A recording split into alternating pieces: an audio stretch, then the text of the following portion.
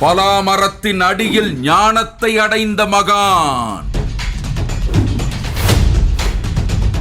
தீராத நோய்களுக்கு வில்வேலையும் விபூதியும் கொடுத்து வந்தார். புற்றுநோய்கள் அகப்பட்டவர்கள், குழந்தை இல்லாதவர்கள் எல்லாம் இங்கே வருவார்கள். வெளிநாட்டிலிருந்து இங்கே வந்து நிறைய பேர் பயனை பெற்று சென்று வருகிறார்கள். ஆச்சரியப்படுத்தும் வழிபாட்டு பின்னணிகள்.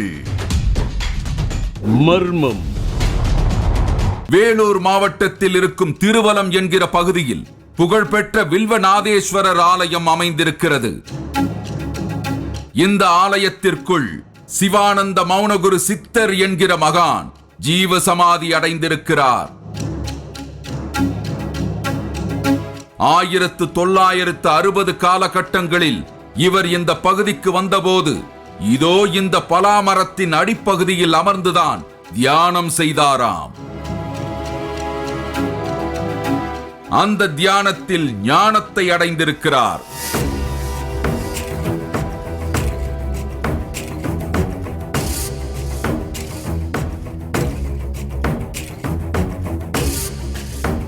இதே போல ராஜராஜேஸ்வரி அம்மன் சன்னதிக்கு அருகில் ஒரு சிறிய தியான அறை போன்ற அமைப்பை உருவாக்கி அதில் அமர்ந்து பல நாட்கள் இவர் தியானம் செய்வார் என்ற தகவலும் கிடைத்தது.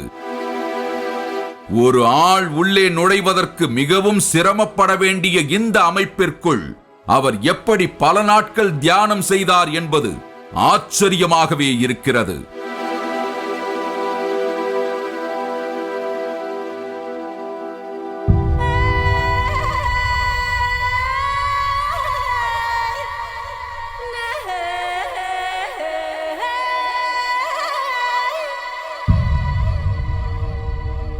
திடீரென கோபுரத்தின் மேல் ஏறி இவர் தியானம் செய்வார் என்றும் சொல்கிறார்கள்.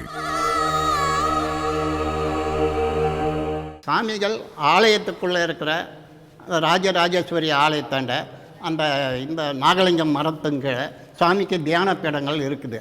அந்த தியானப்படத்தில் ஒரு சிறிய கதவு ஒரு அடி தான் இருக்கும். அந்த ஒரு அடிக்குள்ளே அந்த இதுவை சுருக்கி எப்படி போனார், எப்படி ஏந்து வரப்போகிறாரு, எத்தனை நாளைக்கு இருப்பாருன்னெலாம் தெரியாது. அதில் அது மாதிரி பல்வேறான எந்த கோயிலில் போனாலும் அவர் அது மாதிரி ஒரு இது அமைச்சு தான் வந்துக்கிறார். மக்களுக்கு என்ன நன்மைகள் செய்ய முடியுமோ அப்படி 10 நாள் இருப்பார், 5 நாள் இருப்பார். சாமி எந்த இடத்துல இல்லை வெளியூர் போயிட்டு இருக்கிறாரு, அங்கே இருக்கிறாரா, ஏன் இல்லை அப்படின்றதெல்லாம் மக்கள் குறைக்கட்டு. அதுக்கப்புறம்னாக்கா அவருக்கு தெரியும், திருப்பி வெளியே வருவார். மக்கள் மத்தியிலையும் வந்திருக்கிறாரு, தனியாகவும் வந்திருக்கிறாரு. அது மாதிரிலாம் அதே மாதிரி தான் கோபுரத்தின் மீது போயிடுறாரு. இவருக்கு மௌனகுரு என்கிற பெயர் வந்ததின் பின்னணியும் அறிய கிடைக்கிறது. இவர் பல ஆண்டுகள் யாரிடமும் பேசாமல் மௌனமாக இருந்து வந்தார் என்றும் பிறகு ஒரு சில வார்த்தைகளை மட்டுமே பேச ஆரம்பித்தார் என்றும் சொல்கிறார்கள். அவர் மௌனமாக இருந்த காலகட்டத்தில் மௌனகுரு என்கிற பெயர் உருவாகி இருக்கிறது. அவர் மௌனமாக இருந்தார். ஒரு தரம் நம்ம காமராஜர் போன்றவர்களாம் இங்கே வந்து சாமியை பார்த்தாங்க. அப்போ தான் அவரை கேட்டாங்க, மௌனமாக இருந்து என்னங்க நீங்கள் இப்போ வாய் தந்து எங்களுக்கு சொல்லுங்கன்னா. அப்போ தான் அவர் மௌனத்தை கலைத்து இங்கே பேச தொடங்கினார். 1988ஆம் ஆண்டு இதோ இந்த இடத்தில் ஜீவசமாதியாகி இருக்கிறார் இந்த மகான். தனது இறுதி நிலையை உணர்ந்து முன்கூட்டியே தனக்கான சமாதி அமைப்பை இங்கே இவர் உருவாக்கி வைத்திருக்கிறார் என்ற தகவலும் ஆச்சரியப்படுத்தியது. ஜீவசமாதியை இங்கே செய்யணுன்றதுக்கு அது ஒரு சேட்டு அவர்களுடைய இடம். இது அவர் வாங்கி கொடுத்த இடத்துல இந்த ஜீவசமாதி அவர் இருக்கும்போதே ஏற்படுத்தப்பட்டது தான். அதில் தான் அவர் வந்து அந்த 1988 ஜனவரி 1ஆம் தேதி அன்று ஜீவசமாதி அடைந்தார். அந்த நாளை நாங்கள் குரு பூஜை நாளாக இந்த வேலூர் மாவட்டத்தில் தொடர்ந்து செய்து கொண்டு வருகிறோம். சுமார் 10,000-20,000 பேருக்கு 2 நாட்கள் அன்னதானம் செய்து வருகிறோம். அது பெரிய அளவில் அன்னதானம் நடைபெறுகிறது. தன்னை நாடி வருபவர்களை ஒரு முறை பார்த்தாலே அவர்களை பற்றி இவர் புரிந்து கொள்வார் என்றும் ஆண்களுக்கும் பெண்களுக்கும் தனித்தனியாக இவர் வில்வ இலை திருநீரை கொடுத்து அவர்களது பிரச்சனைகளையும் நோய்களையும் தீர்த்து வைப்பார் என்றும் சொல்கிறார்கள்.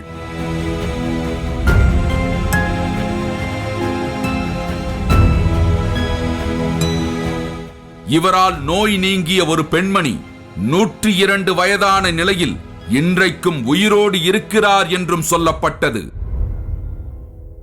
சாமிகள் வில்வம் விபூதி அந்த அமாவாசை அன்னைக்கு கொடுப்பார். அதை அவங்களுக்கு தகுந்த எந்த விதமான நோய், பெண்களாக இருந்தால் மார்பு புற்று, யோனி புற்று, ஆண்களாக இருந்தால் லிங்கப்புற்று, பல புற்றுநோய்களுக்கு எளிய இந்த மருந்துகளை 3 நாள் 5 நாள் 6 நாள் இல்லை 1 வாரம் 40 நாள் அப்படிலாம் அவங்களுக்கு கொடுத்து பக்குவப்படுத்தி தீராத சிஎம்சியால் இந்த தமிழ்நாடு அளவில் தீராத ஆட்கள் தீர்ந்து இருக்கிறாங்க. இப்போ அந்த சேட்டு வீடு இந்த இடத்த வாங்கி கொடுத்தவங்களாம் கூட ஒரு அம்மா பத்தாச்சி அம்மாள், அந்த அம்மாவுக்கு 102 105 வயசு ஆகிறது, இன்னும் உயிருடன் இருக்கிறார்கள். அந்த அம்மாவும் பாதிக்கப்பட்டவர்கள், அந்த பாதிப்பில் நீங்கி நல்லபடியாக இருக்கிறார்கள். இதோ இந்த நபர் ஜெர்மனியில் விமானத்தை தவறவிட்ட போது தங்களுக்கு இந்த மகான் காட்சி கொடுத்தார் என்பதை நெகிழ்ந்து பதிவு செய்கிறார்கள். ஒரு முறை நானும் எங்கள் வீட்டுக்கார அம்மாவும் அமெரிக்கா போனோம். ஜெர்மனியில் நாங்கள் ஃப்ளைட்டை விட்டுட்டோம். அப்போ இவரை தான் நினச்சோம். இவரே வந்தார், எங்களுக்கு வேறு ஒரு ஊரில் வந்தார், எங்களுக்கு வழி காமிச்சார். நாங்கள் எங்கள் மக வீட்டுக்கு போய் சேர்ந்தோம். இவர் நம்ம நினச்சோம்னா நம்ம கேட்குறத அவர் செய்வார். நம்ம உளமாற அவரை நம்ம வழிபட்டு நம்ம தேவையை நம்ம கஷ்டத்தை சொன்னோம்னா அந்த கஷ்டத்துக்கு உண்டான பலன் உடனே கிடைக்கும். இதில் எந்த விதமான மாற்றமும் கிடையாது.